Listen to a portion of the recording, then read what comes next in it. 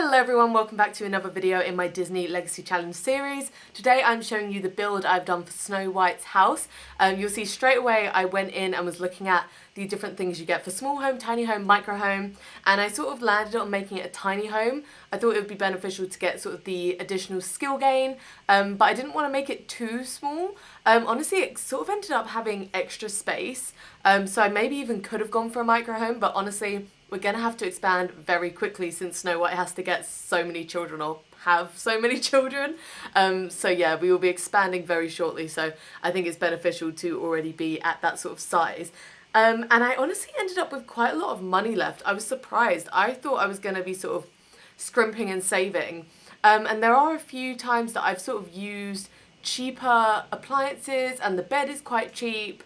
And honestly, I probably could have gone for slightly more expensive ones with slightly better, you know, energy levels and things like that.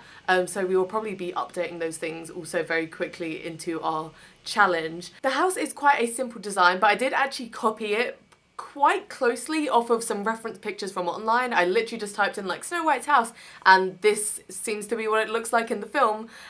So yeah, pretty easy, but at least it's sort of true to character. I have though, to keep it quite sort of close to the original design, used those windows that don't have panes of glass in them. They're literally just like open holes in the wall. Now let me know if you know, because I'm not sure if that's going to cause issues in the winter. I'm not sure if like with seasons that's going to make them really cold inside because technically like the wall is open. Let me know if you know. If not, I'll probably just have to find out as I go into the winter months in my actual gameplay.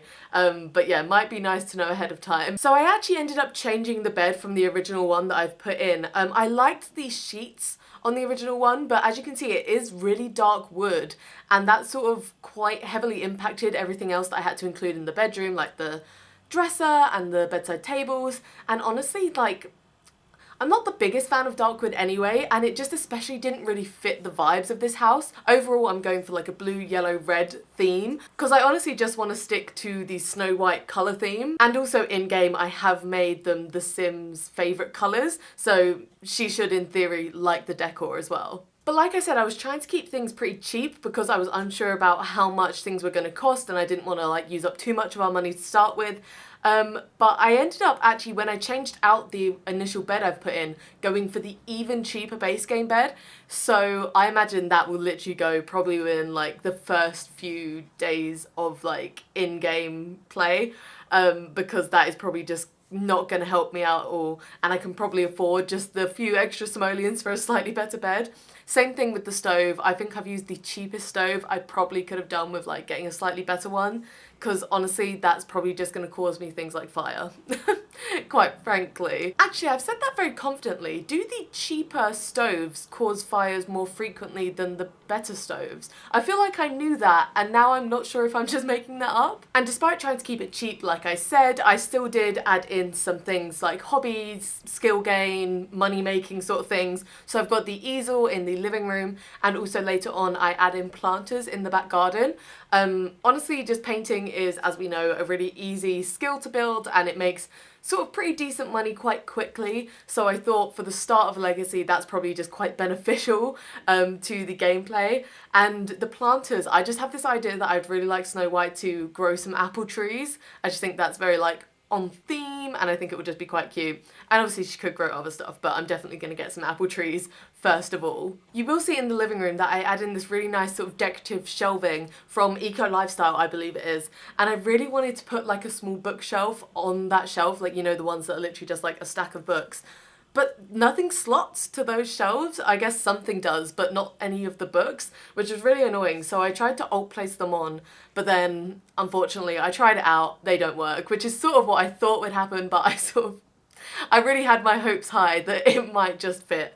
But they didn't work out in the end, so I've had to move the books now to the dresser in the bedroom, which isn't a terrible thing because honestly the bedroom was quite sparsely furnished, like there wasn't a lot of decor going on in there, so probably nice to have something extra in there. But yeah, just a heads up for when we do the tour at the end, those will be in a different space Don't know if you'd even notice, but yeah. As I keep mentioning, of course, I was sort of conscious of budget in this build. I know I've said it a million times, but it's just very important for like a legacy starter, regular starter house, you know, it was on the mind. But I obviously wanted to do some landscaping. I didn't want the outside to be like super plain. So it's quite minimal, but like there is a few things out there. I obviously just added in some terrain paint as well. I used terrain paint for the path.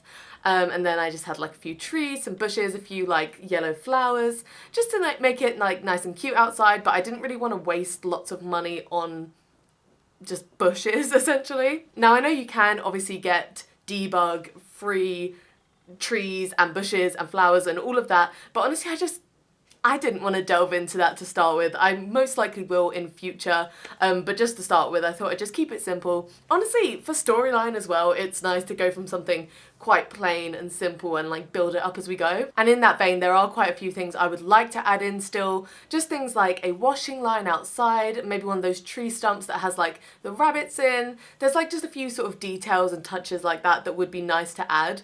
Things like gnomes as well. Like at one point I thought, oh, gnomes might be cute, sort of like a nod to the dwarves, but they are really, really expensive. I think the cheapest one is actually quite cheap, but it's like a anniversary one or something, so it's got like a number like 15 or something like that on it, and I was just like, I don't really want that, that's not really the vibes. And all of the regular ones are like 200 simoleons, and I thought that is honestly just a bit much for a gnome. As I was coming to the end of the build, it was sort of when I was going in and adding a few final touches of things like decor and stuff like that that I thought I could spare the few simoleons for. There's things like a nice picture in the bedroom and the lamps on the bedside tables that I really liked and I thought were really cute little touches. So I'm actually going to head into the game now and give you a little tour of the house and show you a few more of those details. Okay, so this is the finished build. Like I said, it is quite sparsely landscaped, but luckily there is a lot of landscaping in the surrounding area. So it sort of just like blends in, helps it to look less empty. This is the sort of front profile here. I got this nice bird box just because obviously Snow White is a fan of the animals. And yeah, here are the like wide open windows I was talking about.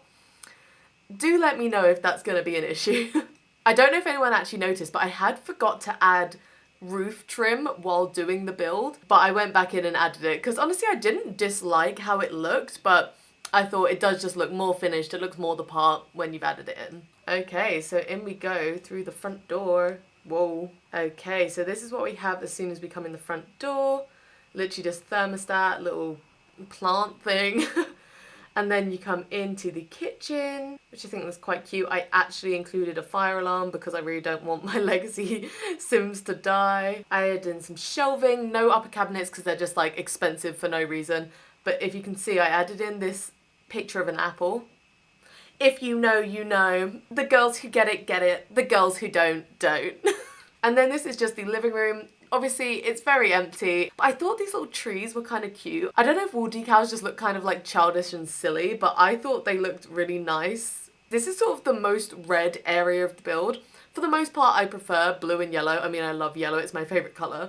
But I really did want to add in red because it's such a key colour for her. But I thought this looked quite nice. I mean, I don't know when I'm ever going to use that base game sofa in that colour again, so there you go. And then there's this little like hallway area where she'll do her painting. And then let's go to the bathroom first because it's just boring. It is literally just base game galore appliances or fixtures. I don't know what you really call them in a bathroom, but yeah, very, very simple. I didn't even add a mirror. Okay.